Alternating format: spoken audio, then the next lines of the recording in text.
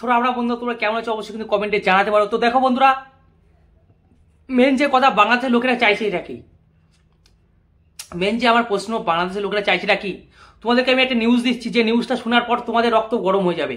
সেই নিউজটা হলো মুর্শিদাবাদের সতীর নূরপুর, সেখানে 71 নম্বর ব্যাটালিয়ান বিএসএফ জওয়ান শ্রী গণেশ, তাকে ভাই বর্ডার থেকে তুলে নিয়ে গিয়ে বাংলাদেশের লোকেরা তাকে একটি কলা গাছের সঙ্গে বেঁধে বেধড়ক মারধর করেছে, বেধড়ক মারধর করেছে, গালাগালি দেওয়া হয়েছে।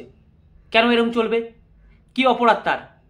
এবং বাংলাদেশের যারা সেনাবাহিনী আছে তারা বলছে যে একটি ছাগল ভারতবর্ষের মাটিতে ঢুকে পড়ে এবং কৃষকদের মানে জমি ফসল খাচ্ছিল, সেই ছাগলকে তাড়া করতে গিয়ে এই জওয়ান ঢুকে পড়ে বাংলাদেশে। মেনে নিলাম, তাদের কথাই মেনে নিলাম যে ছাগল তাড়া করতে গিয়ে ঢুকে পড়ে বাংলাদেশে।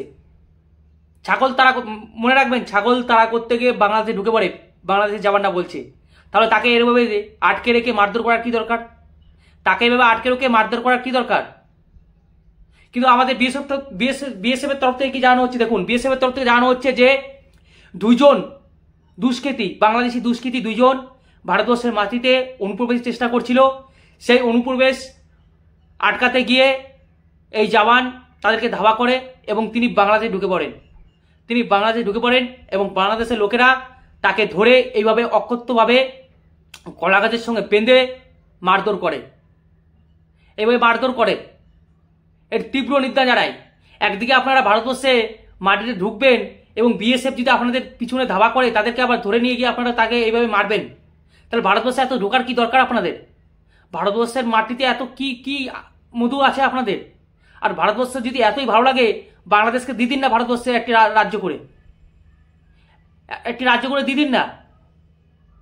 যে ভারতবর্ষের যদি এতই ভালো লাগে আপনাদের, জাস্ট আমি ভিডিওটা দেবো, সেই ভিডিওটা তো আমি দেবই, সেই ভিডিওটা একবার দেখে নিন যে কিভাবে ভাই সেই একজন সেনাবাহিনীকে, বিএসএফ সেনাকে কিভাবে কলা গাছের সঙ্গে বেঁধে তাকে মারধর করা হচ্ছে। সেই ভিডিওটা একবার দেখে নিন।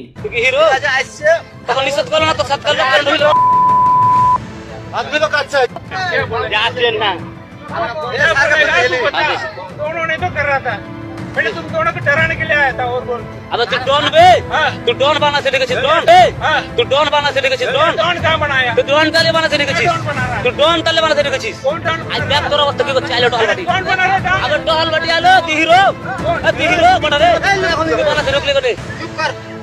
কি হিরো? কেউ মারবি না, তুই কোনো কথা বলবি না। तू की हीरो রাজা আসছে, তখন নিষেধ করো না তো সাত করলো করে রইল আদমি তো কাছে যাচ্ছেন না। उन्होंने तो कर रहा था।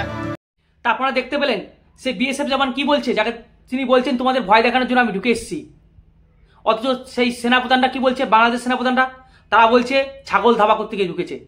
অথচ এখানে স্পষ্ট বোঝা যাচ্ছে দুইজন দুষ্কৃতিকারী বাংলাদেশি তারা ভারতবর্ষের মাটিতে ঢুকছিল অন্যায়ভাবে, তাদেরকে ধরতে গিয়ে এই বিএসএফ জওয়ান বাংলাদেশে ঢুকে পড়ে এবং বাংলাদেশের লোকেরা তাকে ভাই মারধর করে, কলা গাছের সঙ্গে বাঁধা হয় তাকে। সেই ভিডিওটা আপনারা দেখলেন। এবার আমার প্রশ্ন হচ্ছে, ভারতবর্ষে এত ঢোকার কি চেষ্টা আপনাদের? এত কেন চেষ্টা করেন? ভারতবর্ষের মানুষ কটা যায় বাংলাদেশে? ভারতবর্ষের মানুষ কটা যায় বাংলাদেশে? আমার প্রশ্ন এটা। আর বাংলাদেশ থেকে কটা মানুষ ভারতবর্ষে আসে সেই লিস্টটা আমি আপনাদের দেবো। সেই লিস্টটা আপনারা দেখতে পাচ্ছেন এখন স্ক্রিনে, সেই লিস্টটা আপনারা দেখতে পাচ্ছেন। যদি ভারতবর্ষ আপনাদের ভালো লাগে তো কাজ করুন না, আমাদের দেশের প্রধানমন্ত্রীকে চিঠি লিখুন যে বাংলাদেশকে ভারতবর্ষের সাথে জুড়ে দিন, বাংলাদেশ ভারতবর্ষের একটি রাজ্য হতে চায়, একটা চিঠি লিখে দিন না। এত যদি অনুপ্রবেশ করার যদি ইচ্ছা হয় ভারতবর্ষে, আর অনুপ্রবেশ যখন করতে পারছে না, তখন এইভাবে একজন সেনাবাহিনীকে তুলে নিয়ে গিয়ে মারধর করা হচ্ছে। এর জন্য আমরা ধিক্কার জানাই। এর জন্য যোগ্য জবাব কিন্তু আপনারা পাবেন, পাবেন, চিন্তা করবেন না, ঠিকই পাবেন। আপনারা কথায় শুধু বাঘ, কাজ হচ্ছে ভিগি বিড়াল, শুধু ভিগি বিড়াল। মানে জাস্ট আমার কমেন্টে জানার মতো এটা ঠিক কি হয়েছে, কি এই জিনিসটা, মানে জিনিসটা ঠিক করেছেন না? এই জিনিসটা ঠিক করেছেন ভাই? অনুপ্রবেশ করবেন, অনুপ্রবেশ আটকাতে গেলে এইভাবে আপনারা হামলা চালাবেন বিএসএফ এর উপর? মানে এটা কোনো যুক্তির কথা? আমার প্রশ্ন, ভারতবর্ষ থেকে কটা লোক বাংলাদেশে অনুপ্রবেশ করে? আমার প্রশ্ন এটা। আপনারা কমেন্টে জানান কি দেখুন, কি করেছে দেখুন। জাস্ট দেখা যাচ্ছে না এই ভিডিওটা, যে কিভাবে অপমান করছেন, কিভাবে মারছেন, কিভাবে গালাগালি দিচ্ছেন। অবশ্যই এদের থেকে আর কি আশা করা যায়? বাংলাদেশের তো এখন বেইমান হয়ে গেছে, এতটাই বেইমান হয়ে গেছে যে যার জন্য দেশ স্বাধীন হয়েছে তার ছবিটাই টাকায় নেই, তার ছবিটাই টাকায় নেই, সেইটা নিয়ে কেউ প্রশ্ন তুলছে না, সেটা নিয়ে কেউ প্রশ্ন তুলছে না।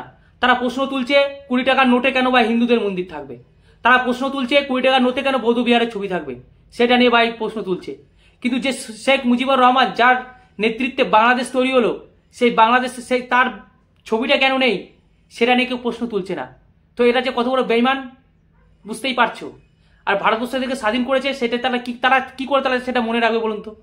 তারা কি করে মনে রাখবে? কারণ তারা তো নিজের দেশের লোককেই মনে রাখছে না, যে যাকে বলা হতো বাংলাদেশের জাতির জনক তাকেই তো মনে রাখছে না, তাকেই তো মনে রাখছে না।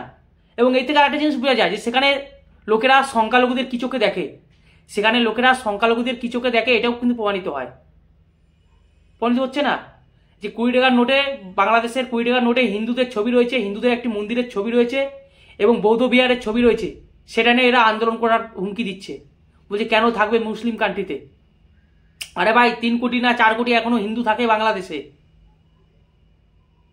3 কোটি না 4 কোটি হিন্দু এখনো বাংলাদেশে থাকে। তা সংখ্যালঘুদের যে কি চোখে দেখে এরা, এটাই বোঝা যাচ্ছে। আর আপনাদের কমেন্টে জানান, এই যে বিএসএফ কে ধরে এরকম অপমান, এটা এটা এটা কি কি মানে কি জন্য করা হয়েছে, এবং এর জবাব কি দেওয়া উচিত? অবশ্যই আপনারা কমেন্টে জানান। লাইভ করতে বেশি ভালোবাসি, লাইভে এসেছিলাম, অনেকে অনেক কিছু লিখেছেন, বাংলাদেশ তরফ থেকেও লিখেছে, কিন্তু তাদেরকে কে বুঝাবে? তাদেরকে কে বুঝাবে যে তাদের সেন্ট মার্টিন দ্বীপ আমেরিকা দখল করে বসে আছে, তাদের পার্বত্য চট্টগ্রাম স্বাধীনতা চায়, তাদের পার্বত্য চট্টগ্রাম স্বাধীনতা চায়, এবং তাদের চট্টগ্রাম বন্দর আমেরিকার দখলে চলে গেছে। তাদের কে বুঝাবে? তারা পড়ে রয়েছে ভারতবর্ষে কি করে অনুপ্রবেশ করব, অনুপ্রবেশ না করতে পারলে বিএসএফকে তুলে নিয়ে গিয়ে মারধর করাবো। কিন্তু এর জবাব ভারতবর্ষ সরকার দেবে যেভাবে পাকিস্তানকে দেওয়া হয়েছে। পাকিস্তান তো এখন এদের বাপ হয়েছে বাংলাদেশের। তো আমি আর কি বলবো, আপনারাই কমেন্টে লিখুন। আমার কথাগুলো একটু টেরা কথা শুনলে ওদের গায়ে জ্বালা ধরছিল। একজন তো বলছিল মোবাইল নম্বর দাও, তোমার মোবাইল নম্বর দাও, তোমার মোবাইল নম্বর দাও। কি বলবো আমি আর, আমার আর কিছু বলার নেই। আপনারাই ভাবুন, আপনারাই বলুন, আপনাদের মূল্যবান বক্তব্য কমেন্টে জানান, মূল্যবান বক্তব্য কমেন্টে জানান।